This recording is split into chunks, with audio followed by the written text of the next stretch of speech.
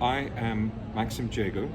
I'm a film director, writer-director, and a futurist. I consult on future and emerging technologies like artificial intelligence, robotics, education, and creativity. And I'm the founder and director of the Creativity Conference, which is an international conference exploring creativity, creative thinking, realization, reflection, and the meaning of creative thinking. And what are you doing here at South by Southwest? I'm a judge for the pitch program for South by Southwest. I'm one of the people that vets and checks companies before they go into the pitch program. I've been doing that for about 5 years. And so I get to come along to South by Southwest and meet people. But the main reason I'm here is just to connect with people.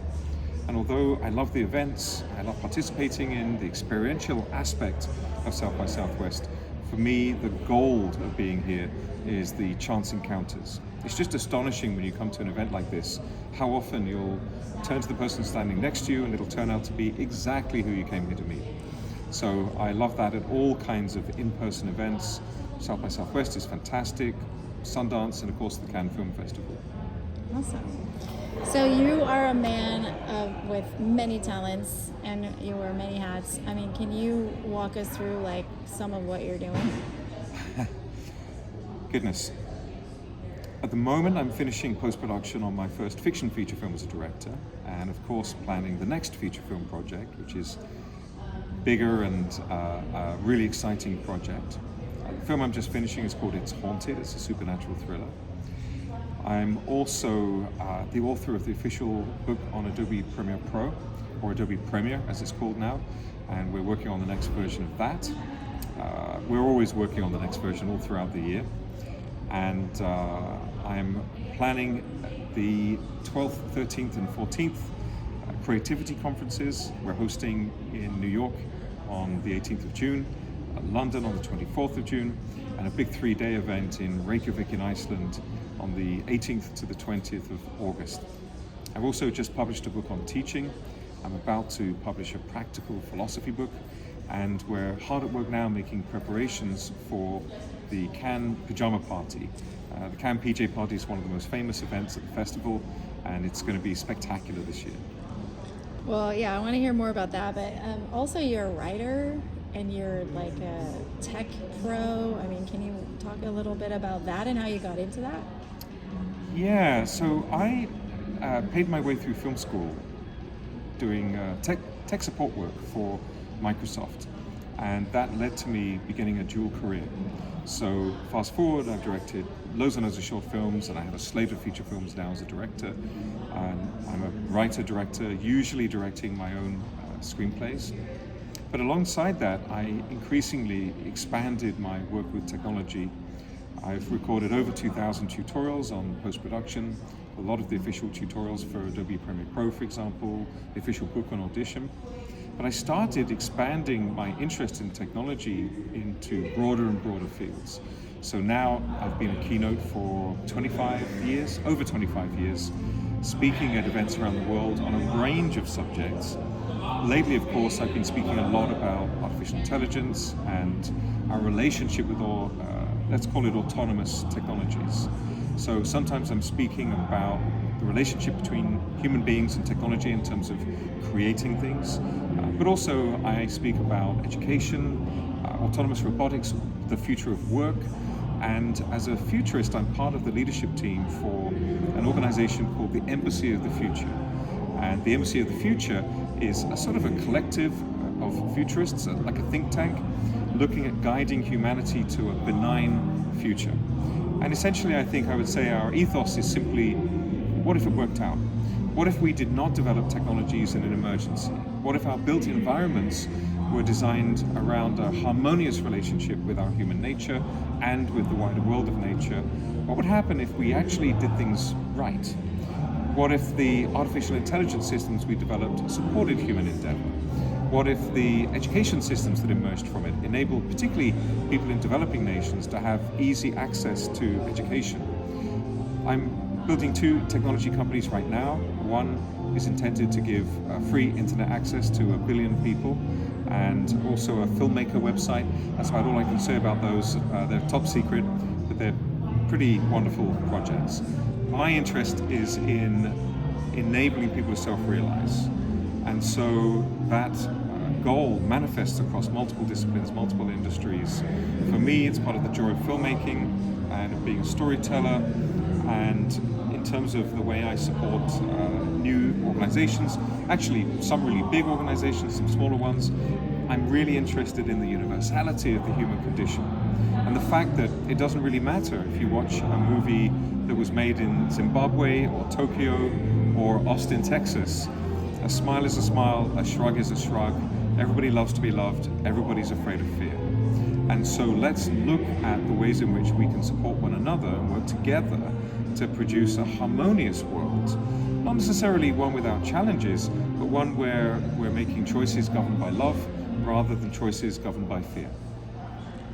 I love that. You're not just a filmmaker, you're a visionary. You're what's your I have opinions. What you have opinions, and what do you like? What you seem like you don't sleep, but what is your like dream scenario? Your Maxim 5 to 10 year plan for changing the world? I think lately I've been thinking about how good it would be to have more naps and picnics. I'd like to do a little more acting. Naturally, like every British man, I'm holding out for the role of James Bond. I still believe it could happen. I used to teach a martial art, you know. I suppose my goal in the medium term is to focus on directing films, giving keynotes. I love doing that. Consulting, writing books. I'd like to continue growing the Creativity Conference so that it has a more global impact. We've hosted in Dubai, and we're looking at doing that again, and also hosting in Tokyo. And I just love participating in projects where maybe I can bring a perspective on roadmaps and how we can get from A to B to Z, or as they say in America, Z.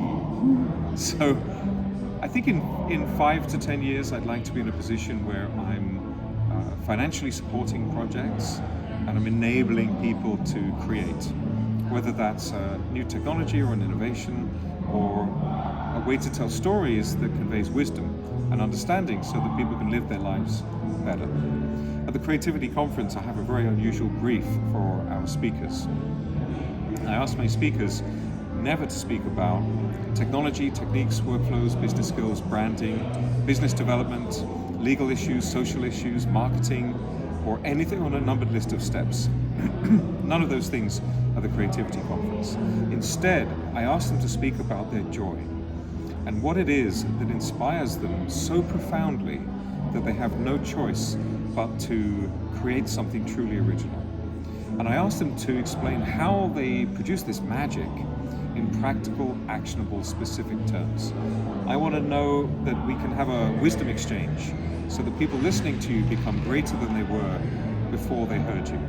They say the difference between the teacher and the student is that the teacher has failed more times than the student has tried. And I love this idea of acknowledging that success really looks like failure, failure, failure, success. And so that means when you're at the stage of failing, you're actually in the process of succeeding. And what inspired me was, my favorite book in the world is Illusions by Richard Bach. And it's a beautiful book. I recommend it to everybody. It's got a blue feather on the cover. I spent 40 years now studying every spiritual system I could find. I've never found a better system, a better approach than the one that Richard Bach describes in this absolutely beautiful book. And there's this attitude in the book to filmmaking where he says the reason we incarnate is like the reason we go to see a film. You go to learn and to have fun. So let's learn and have fun. That's amazing. You're a real, okay. Is there, with all the things that you do, is there something that you like most, or do you love it all? And do you consider yourself like a Renaissance man in that sense? Like, so all faces make the full man? Like, I think I've been accused of being something like, people use this word polymath or visionary or Renaissance man. I've been accused of that many times. That's not an accusation, it's a compliment. Well, You know, I think everyone can do this stuff. It's just a question of whether you're prepared to do the work. My father used to say yes first, find out how later. He never said I would get enough sleep.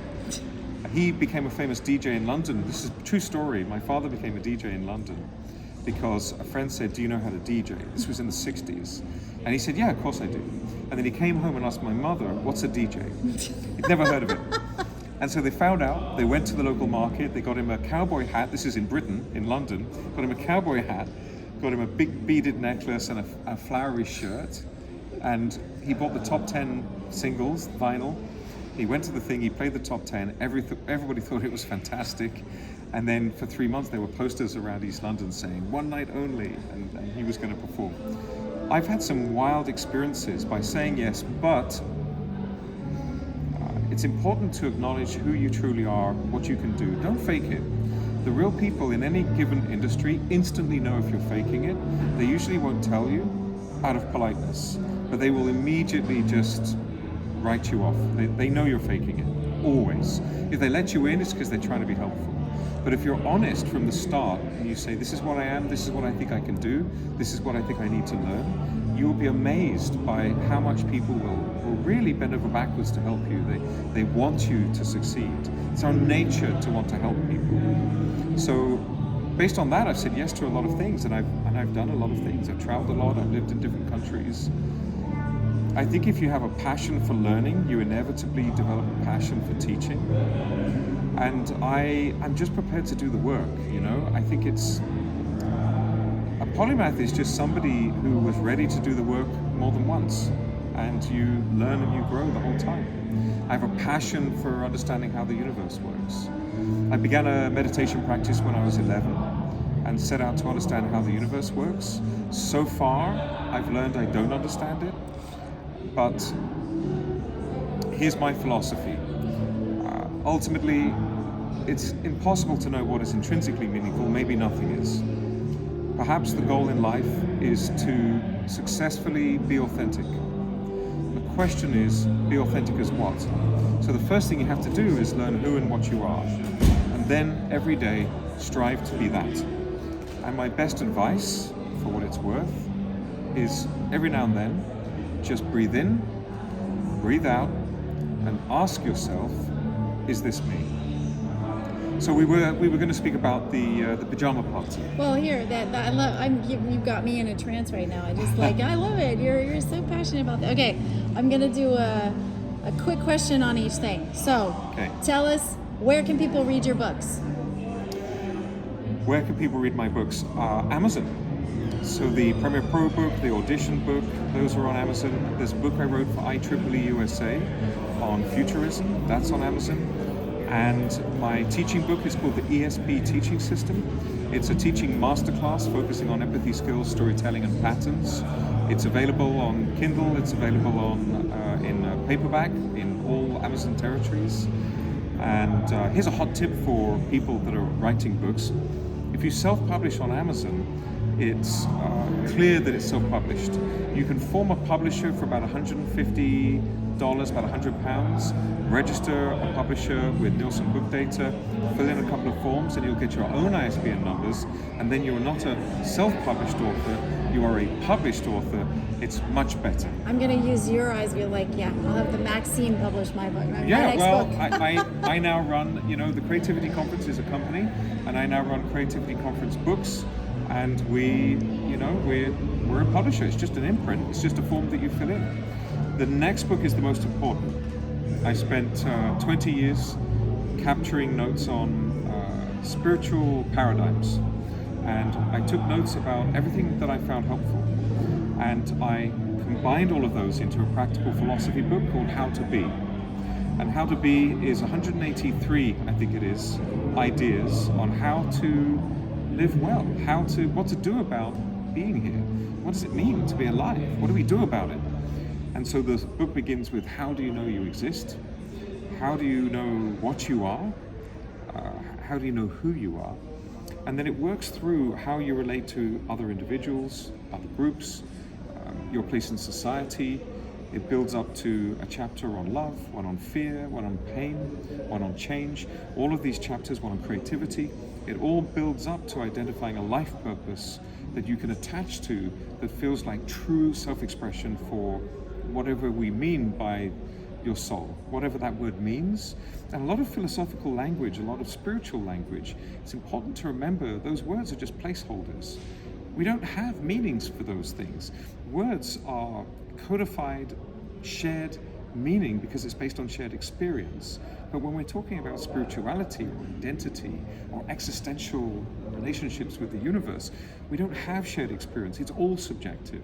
So we have to use these placeholder words like energy and frequency and harmony, and it's all poetic language. It's important to remember that it's poetic language and let go of attaching to the extended meanings of those words. But when we talk about the soul, maybe you don't believe we have souls. Maybe you believe it's a mechanistic universe, the four laws of thermodynamics. Maybe you believe in the information theory of the universe. Whatever it is, you have a spiritual paradigm, and you experience your entire life, including yourself, via the lens of that spiritual paradigm. So if you believe that there's an inner version of you, a true version of you, the platonic form of you, the unchanged version of you, not scarred by bad experience and trauma, the pure, true version of you, seek always for every moment to be an opportunity to express that authentic self. And find an occupation, not necessarily a career, but an occupation that allows that authentic self to flower in the world. You are unique in the universe. The universe needs you. You are necessary. You are necessarily unique. And the universe needs you to resonate, harmonize, and share with the rest of the universe exactly, precisely, uniquely who you are. You honor the universe by being yourself.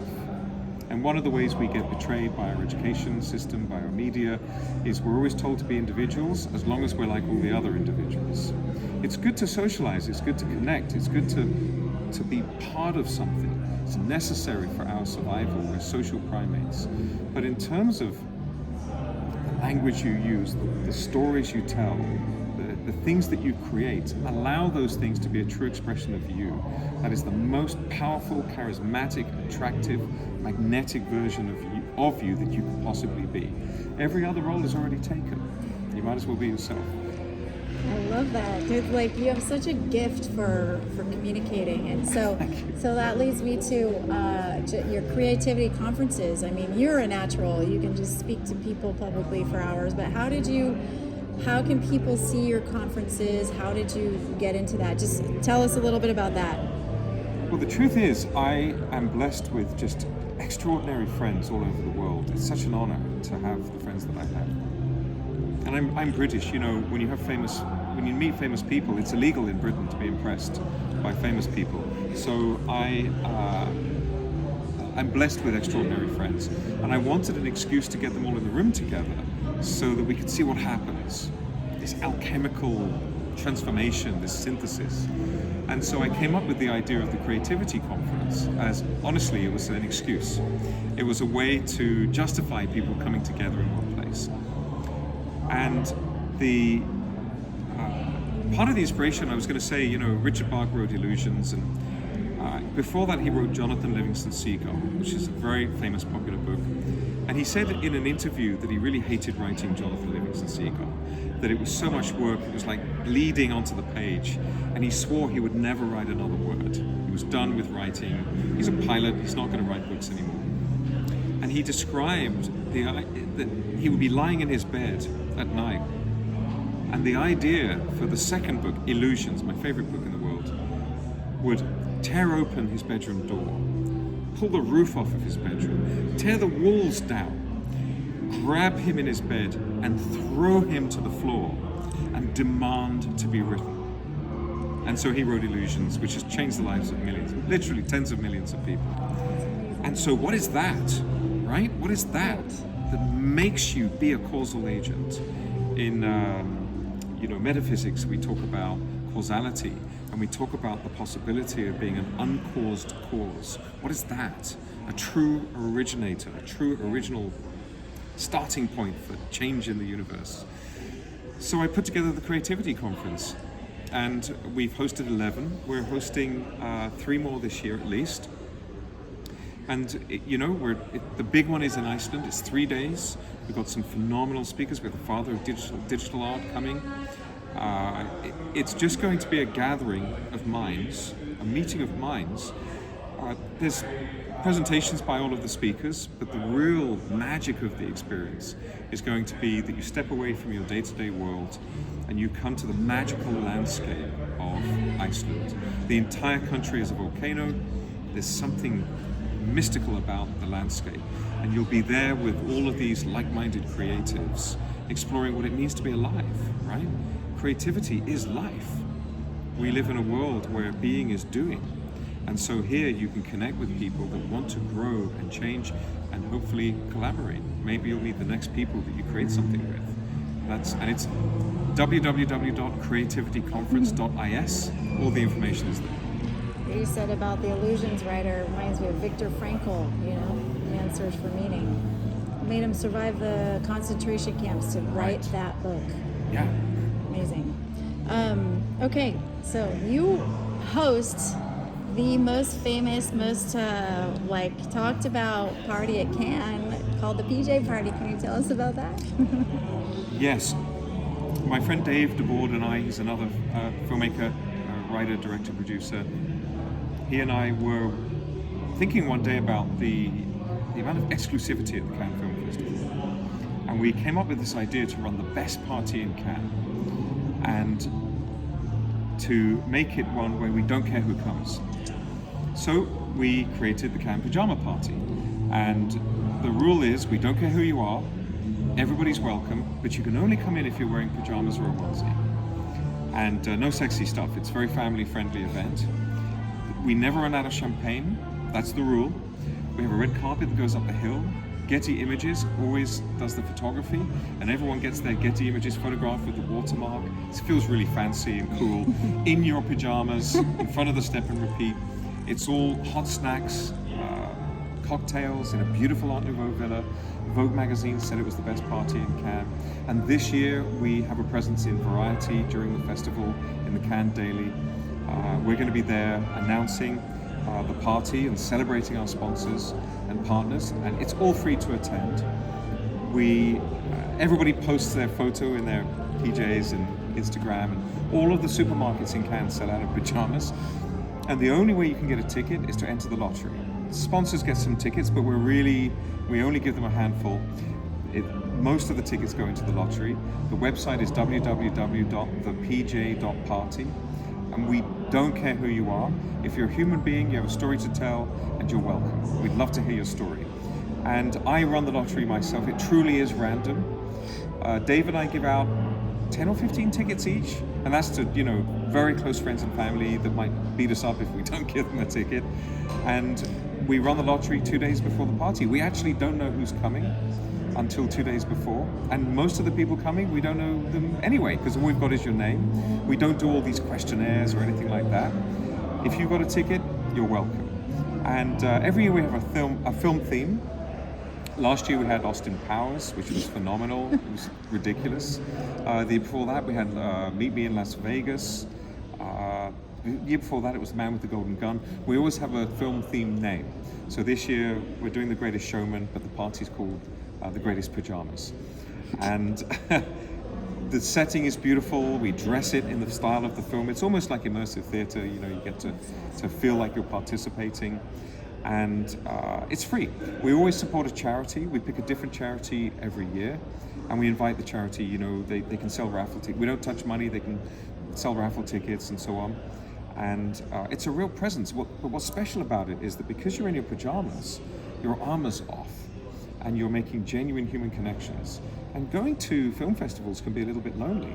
Festivals and conferences, if you go on your own, it can be a little bit like you don't know where to go, you don't know who to talk to. We host the party at the first Thursday of the festival. It's the 14th this year, and you've got friends for the rest of the festival. We're also hosting panels on Saturday the 16th in the afternoon about filmmaking, film finance, and we have a dinner for filmmakers that we host as well. But the Cannes Pajama Party is the famous one. Yeah, amazing. All right, tell us about your work as a filmmaker. So I set out to direct films. The original starting point was when I was 12. My mother's boyfriend said, "I've been thinking about you. You don't like being told what to do, and you're not going to want to work in an office. So I think you should be a film director." and I said, "Sure, okay. Can I go out and play now? I don't know what that means." A year later, we had a careers advice thing. You know, the careers advice woman came in to tell us. They used to threaten that if we didn't do our homework, we would work in the teapot factory up the hill. This is really a British threat. And so I was thinking, I'm 13, this is insane. Who knows who they are at 13? My brain isn't fully grown yet. And I remembered the conversation from a year before. And I found this book of careers in the waiting room. And I found filmmaker and film director, and it said the job of the film director is to have a vision and communicate it. Now fast forward, I've given countless keynotes and lectures and visited film schools and you name it, film festivals. I love giving keynotes. And I've quoted that book so many times. It's beguilingly simple, but that really is the job of being a director. You have to have a complete vision, right down to the kind of socks that the characters are wearing, and you have to be able to communicate that vision to everybody, whether it's the sound recordist or the lead actor. And you've got to be, communication is being understood. It's not self-expression. So it's important to learn every role on set so that you can use the language that the listener needs to really understand what you're saying. Because it's a bit like tuning up an orchestra making a film, but you're the only person on set with a tuning fork. So you go around, and the tuning fork is your vision. And so you go around, everybody's working in the service of your vision, and you're the only one with the vision. You have to communicate it. But directing, like management and leadership, is a service role. If you bring your ego on set, you've lost already. You've got to be there to serve everybody around you, to enable them to achieve greatness. It just makes you a better director. You get a better project at the end of it. I love directing films. So I just set out to do that at 15. I come from a poor family, poor family on welfare, single parent family, and turns out you need money to make films. So I've worked very hard. I've worked on a lot of low budget productions, and every time you make a film, you learn something new.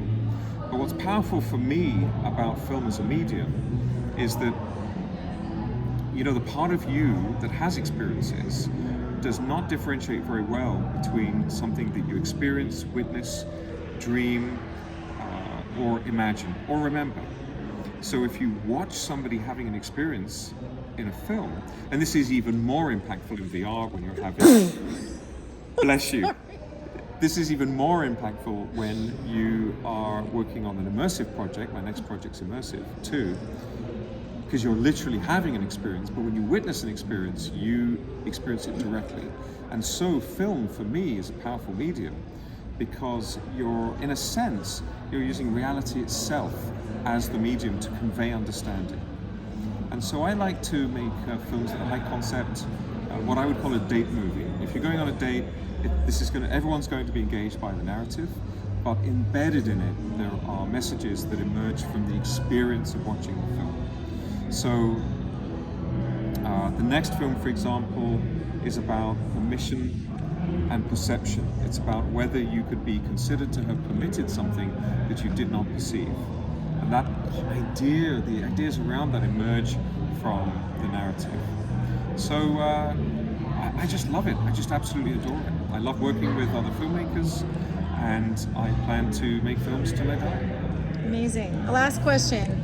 Why is it so important to attend festivals, for filmmakers to attend festivals like South by, like Sunscreen, like Cannes, from the big to the small? Why is it so important to have a presence in all of these festivals? Okay. The thing about attending in-person events, like festivals, conferences, you name it, is simply that nothing compares ever to an in-person physical presence with another person. There just isn't anything like it. The nuance of communication, the depth of it, the sense of connection cannot be compared. If I am on Zoom calls all the time, and texting and phone calls, and all of that is valid, all of that is good. I'm not saying don't do it, but it cannot compare to that instantaneous, energetic recognition when you meet a stranger and both of you just know we're going to be friends. we're probably going to be collaborators. Actually, I have a hot tip that when you meet somebody at a networking event, it can be difficult to know who to spend time with, and there's all these rules about can you help each other, and don't approach networking seeking to gain by it. It's totally the wrong vibe, and it creeps people out. It doesn't work. It's just uncomfortable for everybody. What's your name? What can I get from you? Yeah, and that's the thing, right? It's like, you know, and you get this thing that I'm sure everybody watching this would have witnessed. You're at an event, you're talking to somebody, and they're doing this. And they're like, yeah, right, you know, yeah, I love films. And you know they're looking for somebody more interesting to talk to. And just go away. So here's my hot tip, this really works. Unless you're a psychopath, in which case, good luck. Try to find love in your own way. When you meet somebody, you will experience one of two physiological reactions to their presence. You're either going to feel like you want to be physically near them, or you're going to feel like you want to be physically far away from them. Listen to that feeling.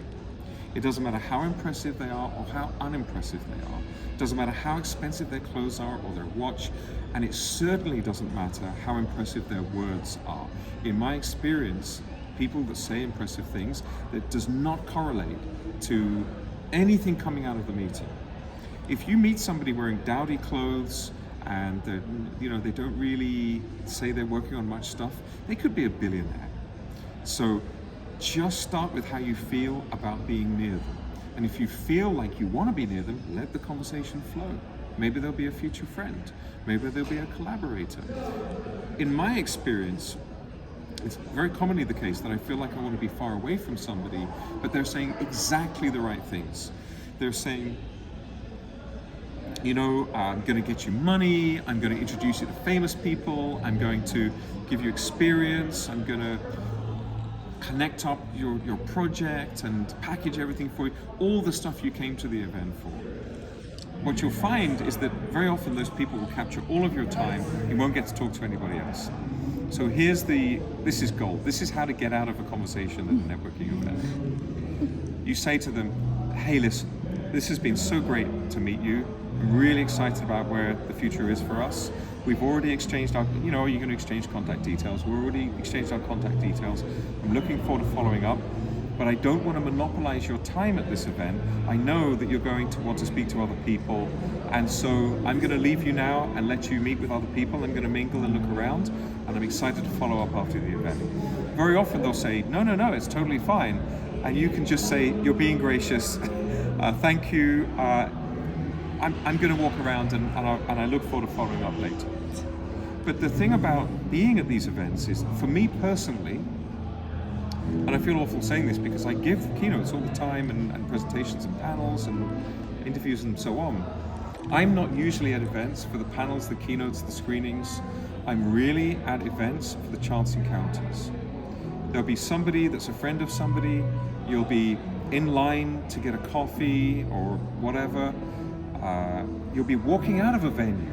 I mean, I've met investors that legitimately explored projects with me because we walked out of a venue at the same time and they were saying, hey, where are you guys going? And I said, I'm going to this thing. And they said, can you get me in? And I used my Jedi mind powers to get them in, and then we were fast friends, and now we're looking at billion-dollar investments in who knows what. So always be open to meeting people and just get yourself into those situations. And the last thing I would say about this is, when you go to events where there's a lot of people around, a lot of people have social anxiety, a lot of people are nervous, they feel a little bit embarrassed about saying hello. Just know that every single person in that room wishes you would say hello to them. That's what they're there for. It's what you're there for. So be unafraid. If you see a group of people that look interesting and in your heart, your stomach, your guts, you feel like, I feel like I'd enjoy talking to them, literally walk up to them and say, do you mind if I crash your conversation? I've done it countless times. Every single time. You just say, that's how we met. I crashed your conversation. Right? And you could just say, your conversation looks far more interesting than the voice in my head talking to myself.